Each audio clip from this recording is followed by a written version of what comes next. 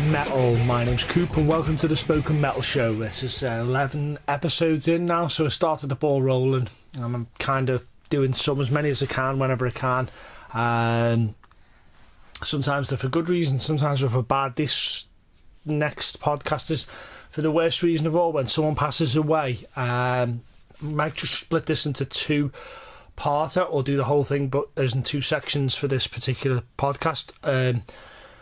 Obviously, the first part of this one will be Chris Tsangarides passing away. The second part of it will be Fast Eddie Clarke's passing away. Two absolute pivotal people in the rock, metal and music scene. And really tragic losses to the business. It's a shame that I've had to do a few of these, but such is life. That, this is unfortunately part of it. My old fella used to say that one of the hardest things about getting old is that the people around you, the people you thought would be there forever and would be, always there and untouchable and just always omnipresent, eventually start passing away. These people aren't going to get replaced. I'm not worried about who the next person is. These people were one of a kind and we were happy to share the planet when they were on it. And so I want to talk first and foremost about Chris Tsangarides.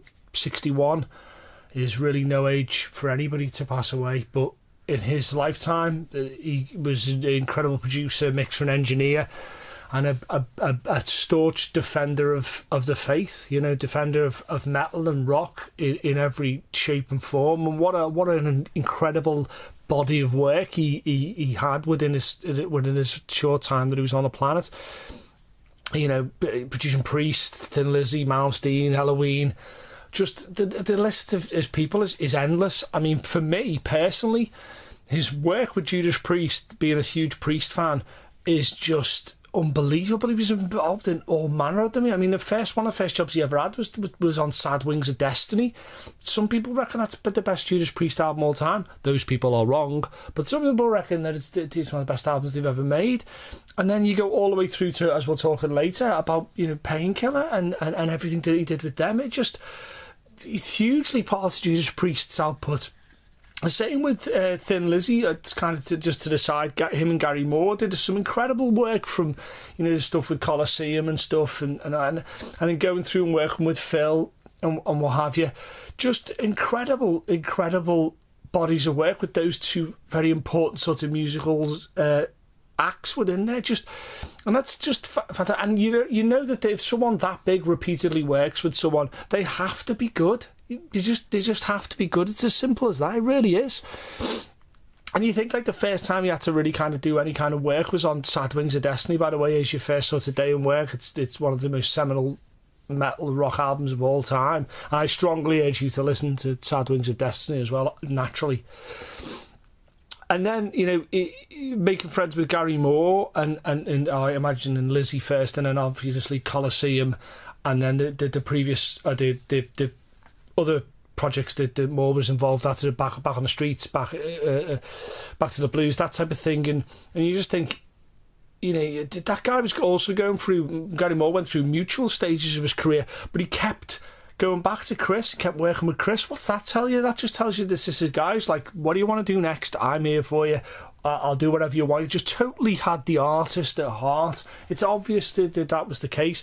When working with Robert Lang, and obviously Lang's connections with AC/DC, it's clear that he surrounded himself with really good people that he wanted to learn and wanted to constantly push what he was doing.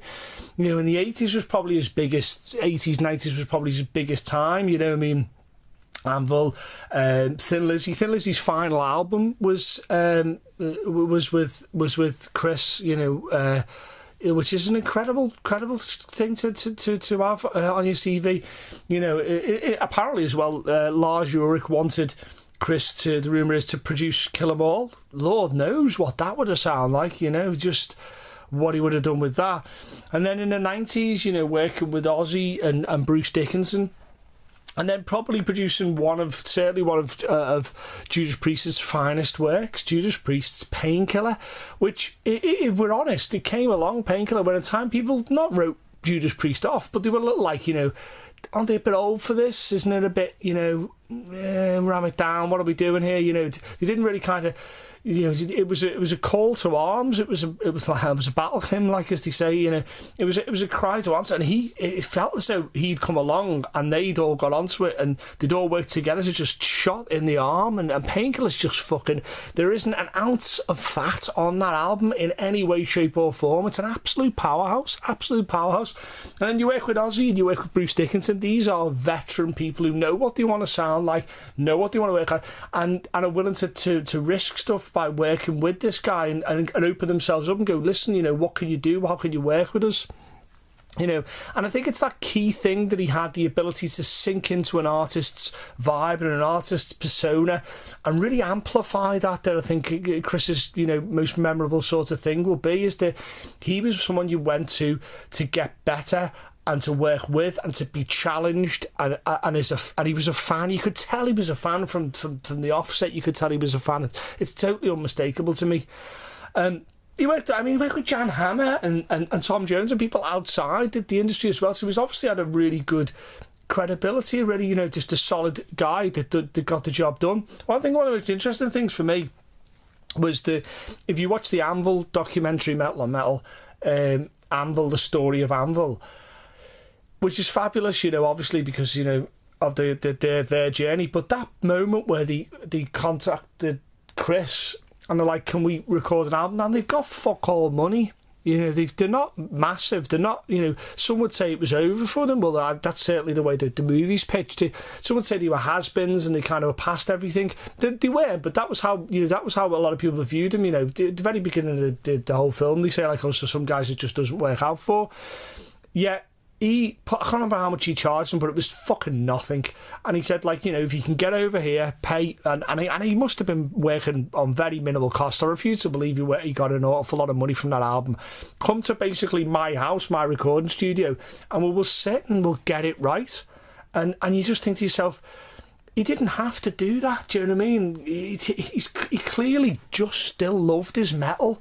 I was watching a YouTube interview with someone, with him, and he was just proud as all hell to play this particular riff or this particular rhythm section to this guy. And he was just proud of it. He just believed in what he was doing, He just loved the business. And, for Anvil to record This Is 13, and it was recorded on fucking in next to nothing, and it sounds fucking massive. It sounds massive. Love it or hate it, whatever you think about Anvil, that's a fucking well-recorded album, and he clearly pushed every single one of those guys. You can't do that unless you've got the trust of someone. A great producer is someone who does exactly that, produces the music, makes it, gives birth to it, like helps. He's the kind of the midwife to the metal, the midwife of metal. There you go. That's if I remember Chris, it's as the midwife of metal. He helped these artists do produce these incredibly great albums with the best guitar tones ever committed to album. That vortex system that he invented, which was like, in back in 77, which was like a panning effect he did with Brand X.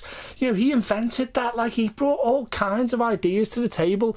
But you know what? He just fucking loved his rock. Like, I bet you when he finished recording albums, he still went back, and while he sat there with a drink or whatever his poison was, he sat there and have a drink and still put on rock albums. He didn't go home and go, oh, fucking sick to death of that. He just fucking loved this beautiful fucking world we call metal. Like, he just loved it.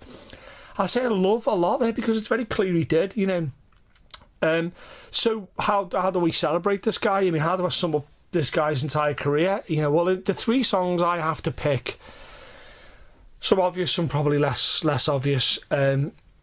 For me, Painkiller has to be in that list. It just has to be. It just screams of someone's sheer joy. You don't hear that word a lot in metal, but the sheer joy of playing. Everybody was just on fire. Rob and Glenn and KK just absolutely on fire. It's ferocious, it's thrash metal, it's the solos just like ripped from you, it's incredible. If I had to put a little caveat to it, I would say Nightcrawler is probably, I think, one of the most underrated Priest songs out there, and I think he really captured that. And that whole sort of thing, and I suppose fucking Touch of Evil for that matter, is that with the whole kind of swirling winds thing and a huge sound that kind of encompassed several sort of decades of what Priest were doing in one song. But I could talk about Painkiller forever, and I'm going to. Painkiller was just a rebirth for Priest. It really was. They went out and toured with Pantera, as the support after that and stuff, and you get the feeling I'm sure he probably sat there and was like, we can do this, could be the best metal album you've ever done, the best album you've ever done. And I'm sure he had that approach with everybody else. With Thin Lizzy, it's Cold Sweat, and it's just solid. It's front to back. It's a solid rock and roll song. It just does the job. It's absolutely stock in all the good ways, is that you can't drive a fucking credit card in between it. Just a fantastic song, possibly a slightly deeper cut, did some maybe say. You could also have Angel of Death off Renegade as well, which is just a fucking great song. But it's just beautifully captured.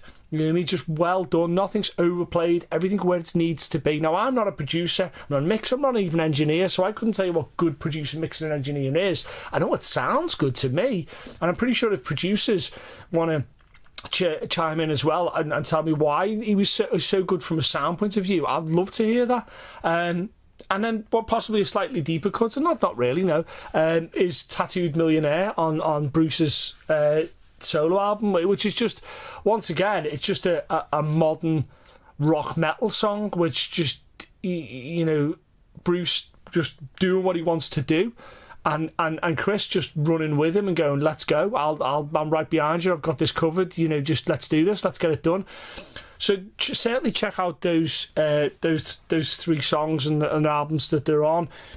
But just have a look at his back catalogue. Where to start? Fucking, the guys work with Malmsteen, you have to hear that. It's a nice shot in the arm for Malmsteen stuff. Halloween, Pink Bubbles Go Ape. You could have any of those. These are all some of the cases, benchmark albums for each individual artist. That's big. That's a big thing. Why did that happen? Was it just that it was synchronicity that those guys wrote those albums just specifically at that point in time when they were red hot?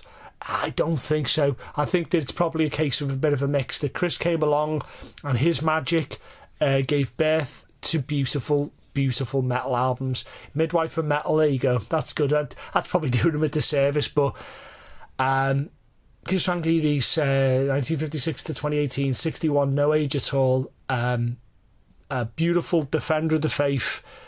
I urge you to track down and listen to every album he's ever done, because you'll get something from it. If you're a producer, or even if you're just a musician, or just like me, just a listener of music that enjoys metal, you will get something for each of his albums. A terrible loss to the world of metal and rock, and will be very sorely missed, Chris. Very sorely missed. So yeah, thanks for everything you did. Thanks for these albums. These albums will last forever. So thank you very much, Chris. Just want to take a break before we talk about Fast Eddie, just to say thank you for everybody that sent some really nice messages and puts up some nice posts and retweets and all the good stuff on social media. It means a great deal to know that we're going, or I'm going in the right direction of what I'm trying to do here. This podcast was always meant to be for the few, not the many. Not everybody's going to be into metal, and probably most of the stuff that I talk about will sound like Morse code. But thanks anyway. The more people that enjoy it, the better. As always, I always say, if there's anything you want me to talk about, anything you want me to cover, or anything like that, please, suggest on Facebook, on Twitter, on wherever you can find me. So yeah, very much thanks again. Just really appreciate the support so far. The spoken message was just a very small project for myself. I think this is episode 11 now we're into now. It's very small beginnings. I'm still working on the format about what sounds good and what people think sounds pretty cool. But thanks again for listening. So one of the other pieces of particularly bad news was the passing of Edwin Allen Clarke, or as obviously many know affectionately, Fast Eddie Clarke from Motorhead. He was only 67, was taken in and for pneumonia, and obviously never made it out there. And I just wanted to take some moments just to think about the Fast Eddie Clarke himself, and just kind of a little bit of sort of nod to him as an artist, an incredibly important person, and certainly my playing and how I viewed music and metal and everything. For me, as many, the classic Motorhead lineup was Lem, Eddie and Filthy Taylor on drums, and that was the classic one. Don't get me wrong, they moved into the next phase beautifully, and I love anybody that's been involved in Motorhead, to be quite honest with you. You have to be certain type of hard belief character in what you're doing to stay up. But that was the classic lineup. Before we get to that, though, we played with like Curtis Knight. I only realised recently about Bad Eddie, which is fantastic to think that he had this whole life before Motorhead, but then there he is, refitting houseboats of all fucking things, and you know, he somehow kind of catches and meets us up with Lemmy. And then, and from that, they obviously they thought, you know, they were on the same wavelengths. And so in Snob's rehearsal studio, the Furniture Cave, as they called it in Chelsea, they just became this classic lineup that did, you know, Overkill, No Sleep Till Hammersmith, the Bomber, Ace of Spades. You know, just an insanely fantastic and rich and important part of kind of bringing in metal and blues and rock and roll, pushing it off punk and pushing it all forward in this beautifully, you know, insane package. You know, he left in 82 from Motorhead, so he was gone a long time, and, you know, came back and did some bits and pieces every now and again. But he left in 82 and then formed Fastway with Jerry Shirley, you know, from Humble Pie, and Dave King, and they did a whole bunch of stuff with that. And there's some great tunes that you want to check out by them, which I'll talk about a little bit later on. But you know, we did like ended up doing a blues album, Make My Day, in 2014. So, you know, that's just glossing over it and going through very quickly. An insanely great career. For me, that look he had, which I'm sure was just fucking how he got up in the morning, was just the long hair with the hair down, the fucking the black shirt unbuttoned, the fucking black jeans, the bullet belt and that Strat, and just fucking the marshals behind him, and he just was rock and roll to the nth degree. I don't think Lem, I don't think Filthy Animal Taylor, I don't think Eddie even thought about it. I genuinely thought that's what they came on to and went off with. And when I was growing up listening to music, I just thought that was too mature for me. That's the word I think I'd go to here. I just thought, I'm not fucking ready for Motorhead. I'm not ready for it, because that's a group of blokes playing metal, rock and roll, whatever you want to call it. That's just a group of blokes doing it, not because they fucking anything else, but just to fucking play because they wanted to fucking do it. And I just thought I wasn't ready, and it was only later on that I started listening to Motorhead properly, and obviously the Ace of Spades, that I was like, they're just fucking, this is just three guys making one fucking hell of a noise, and they just had that kind of just unique alchemy that you just don't see. It just was just a creative high, most definitely. And he was just this behemoth, like, and really tall guy, and he just, as there he was, fucking knocking fuck out. And he must have had the rhythm chops to fucking kill it, because Filthy Animal was just, you know, almost invented fucking blast beats, you know, and to keep up with that, and then to keep up with fucking Lemmy on and off the stage, do you know what I mean? He must have been carved out of fucking stone, you know. And he's just this incredible. And I remember once I got properly into them, I just realised how clever his playing was. You know, technically just not, you don't think amazing, but just inherently his own voice, which was just to beat the shit out of the instrument. I mean, there was a lovely thread of blues through his whole thing as well, which later on in his life he really kind of brought out. But there was that whole fucking, you know, think of We Are the Road Crew, which is like my favourite song, as I've said many times. But just listen to that and listen to Overkill, you know, and you know, I won't do the top 3 songs, but I'll give you a fairly good, nice listening starting point to go with the guy. Ace of Spades. Stop and actually listen to the Ace of Spades. Actually, don't just think, it's the Ace of Spades, just let me screaming the Ace of Spades. Listen to the rhythm. the unit. Listen to that. It's just fucking relentless. And it's just 3 guys that sound like fucking 3,000 guys. Just listen to that, listen to what's going on. I urge you to check out Deeper Cuts, Beer Drinkers and Hellraisers, where he does the vocals with Lemmy. So you can hear what he was doing and how he kind of he was one of the pillars that kind of supported the whole sound. But then I also urge you to check out Fastway and things like they did the songs in the Trick or Treats soundtrack, which is a great movie about it's a horror movie about heavy metal and shit. And I would check stuff like Heft and Easy Living and The World Waits for You. And it feels a little 80s, but there's still that fucking 2 or 3 chords. And the momentum he had is just absolutely fucking insane. I would have a look at anything off Back to the Blues album as well, which is near the end of his playing career. You should just listen to a guy who's just played with taste, which is weird when you say Motorhead and you associate Motorhead. It's hard to put Filthy Animal Taylor and Taste in the same fucking podcast, but there it is. And now, you sit there and you think we lost all 3 of them now. Some people were putting on memes about the cover of Ace of Spades and no one being on there because they're all gone now.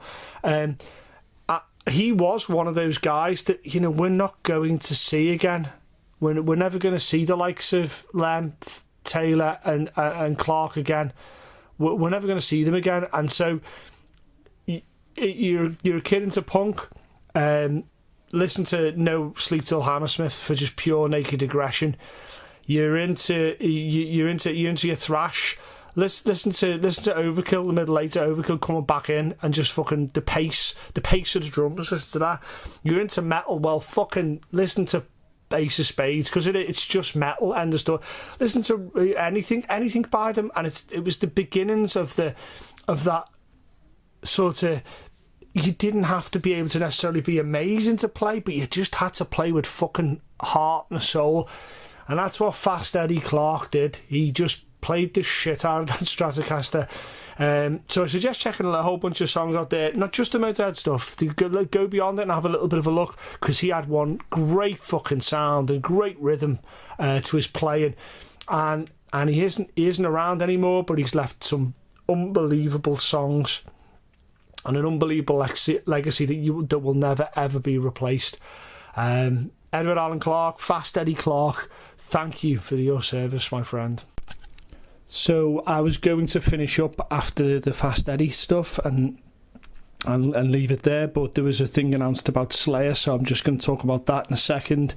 What I'll do is I'll do smaller sort of segments talking about relevant stuff in the news, and then I'll talk about a bit bigger things. So, for example, if something's in the news, I'll cover that, but then I'll open up to wider things. I think it'd probably be quite cool if I talk about Download and Bloodstock and that type of thing, and give maybe a bit of guide about who I think you should maybe be checking out. Maybe some bands you might want to check out as well. So I'll probably do that as well. But just want to do this little thing about Slayer. Try and scare near the end of the podcast. I know that I normally want to stick to 20 minutes. This one's been quite a long one, but thanks for sticking to the end. This was just my thoughts on Slayer. So finally, it's happened. There's a news story that Slayer are doing their farewell tour. What do we all think about farewell tours? We think farewell tours are a load of fucking horse shit. To come to the point quite brutally. The Eagles farewell tour, load of shit. Ozzy Osbourne's No More Tours tour, bollocks. And I think I think it's because bands stopped to go do the farewell tours to cash in. No, I don't. I think genuinely when they make that decision, they probably think we've probably had enough of playing massive world tours. The guys are older guys now. World tours are very, very exhausting, even at that level. And Slayer aren't at that higher level. Let's be clear about this. They're not at the level where the flying jets around. I don't think that's going on. I still think they're just underneath the likes of Metallica and stuff in terms of comfort of travel. But so they still, and they're playing relentless music every single time they're playing. So do I think bands start off thinking, we'll do this for a bit and then we'll come back to it? No. I genuinely think they think that is us, we're having a farewell tour, and that is it, like Motley Crue. recently. I think they're just doing that, and I think then somewhere along the line they realised that they really enjoy playing, and mainly that playing is a massive part of their life. And they come back to it. So will it be a farewell tour? I don't fucking know. Does it matter? Does it matter that you go to see Slayer? Don't go to see Slayer because it's the last time you might see them. You go to see Slayer to watch Rain and Blood. Just watch that get done the right fucking way. That's what you watch. Watch it to go and see South of Heaven. You just watch them to watch that. It's not sad. They're just playing the last tour they can do, a world tour. They'll probably show up doing shows and stuff like that. Don't believe the end. And certainly Kerry will almost undoubtedly be playing on other people's stuff, and you'll see him popping up doing the crazy cameos and stuff. So yeah, okay. It's somebody, one of my friends was putting that it's sometimes good to end with a perfect back catalogue, like, you know, say Metallica ended 4 albums in or whatever. I don't know so much. I don't know. I like the fact that that Slayer have got a pretty varied thing, considering people think it's just fucking Slayer. There's some stuff, where, especially the missteps, where, you know, it was them genuinely trying to do something different. It didn't work, you know, but it did only try stuff, you know. But Slayer, the metal's AC/DC, aren't they? And that's the way to see it. Is it sad? It doesn't matter. It doesn't matter. The fact that they're doing a tour and they're playing for us, go and see them, enjoy it, and then that's great. If you don't get to see them again, that's fine. You should have seen them by now, you know, and it'll give you that chance to at least say to the people, the younger people that, you know, go, wow, you know, by the time I fucking saw Slayer, or when you're fucking 17, you can turn around to your son or daughter and go, you know, your mum showed her tits to fucking Kerry King. You know, you'll still have that story and that sound, but, you know, I can't see Hendrix anymore. You know, so does that mean that that I'm sad about it? Yeah, not for very long though. I'll put on fucking Axis Boulders Love and I'm right back in the game. It's no problem at all. So yeah, it's sad. Do I think it's going to be a real world tour? Probably is. Probably is. They're probably fairly sincere about it. Will it be the last time we see any of the individual members? No. We'll see them again, no doubt. Just go and fucking see Slayer and just fucking watch what it's like to be absolutely assaulted. You know, we talk about previously about, like, you know, Motorhead and those younger bands and stuff like that. They're one of those bands that took that torch and set fire to the fucking church with it. You know, they're the ones that did it, and we should hope that there will be other bands that can say, well, this is a farewell tour, and it means as much as when Slayer do it. So, is it sad? I don't know. Sad just doesn't seem to be the right word. It's just it's not cool that you can't get to see them, you know, ever again after this tour. But, you know, fucking hell. You know, just, you know, you've got plenty of stuff there. You've got Decade of Aggression. Stick that on. You know, it's 2 CDs, 2 LPs, whatever. That'll fucking sort of the fucking everything. War of the Warfield, there you go. Check that out as well. You want to see it, you know, and there'll be plenty of time to reflect on them. And I'll probably do a whole bit about Slayer on in a future episode, because they were the men for a long time, probably still are. You know, they were just unrelented, or what is it, undisputed attitude, unrelented energy. They just were, you know. So I just see a funny thing that apparently the devil himself's given them a gold watch for length of service, which I thought was a nice touch. I wonder what the last song is they're going to play. What would the last song be that Slayer plays? I'd like to think it was Dead Skin Mask for me. That'll do. It's got that cry at the end. Oh, I'll keep you forever. And Slayer's done. We've cut the face off people and fucking wore them as masks and stuff. That'll do. That's fine. And then we move on. I'll tell you one thing though. I did see the lineup for the tour, and with Testament and stuff and Lamb of God, and that's fucking. Do you know what? That should come with fucking a coupon for fucking neck surgery, because that's going to be an amazing tour with all those bands there, you know, showing the bands that are just coming up and stuff like that. You can see Testament, Lamb of God and Slayer on the same bill. What the fuck? That's amazing. So yeah, Slayer, you know, calling it a day if you will from a touring point of view. Thanks very much. You know, cheers for. I've seen Slayer many times. The missus, even more. She would introduce me to Slayer. She was like, "What the fuck you listen to? Listen to fucking Slayer," you know. And so she made me a Slayer fan. I think it's best. The best thing I saw was on one of the DVDs where Kirk Hammett was like, "Our fans are crazy. Metallica fans are crazy, but Slayer are that extra bit crazy." So when you see them at the show, do what you should do. Just go crazy again, start that pit and get the job done. Thanks very much, Slayer. Thanks for that, and we'll look to catching you on that farewell tour. That was me remembering Chris and Eddie, and just talking a little bit about Slayer near the end there to maybe give some kind of levity to things, because it's quite a difficult podcast, certainly for me to do. It's quite difficult to kind of put it together because it was of the weight of those two people's passing. Thanks for listening. Thanks for, as always, I think I said earlier on before, thanks for listening and supporting everything you do for the show. The plan is now to start working on the format of this show to kind of do it a little bit better. Not the production will improve with that, as I try and figure out what works and what doesn't work. And then the plan is to take this and put it onto iTunes. I wanted to wait a bit before iTunes for several reasons. One, I didn't think it was finished or even a finished article, so I wanted to wait before I did that. Then there's also I want to get a decent sort of website as well and some nice things to go to. So it was a bit more complete when it came to like being born on iTunes, which is where I figure a lot of people listen to this type of thing. I had a lot of friends who were like, "Oh, you do a podcast? I've never heard it." Because they don't even have Facebook or Twitter, they don't use that. I thought that was extraordinary. So I'm learning how where all the cool kids hang out and where all the people go to listen to them. And obviously iTunes is the biggest one. So I'm working with the fantastic Mark Smith, who did the artwork for the Spoken Metal show. And he's going to help me set up a website and stuff like that. Fantastic artist, incredible eye, a great vocalist to boot, to be honest with you.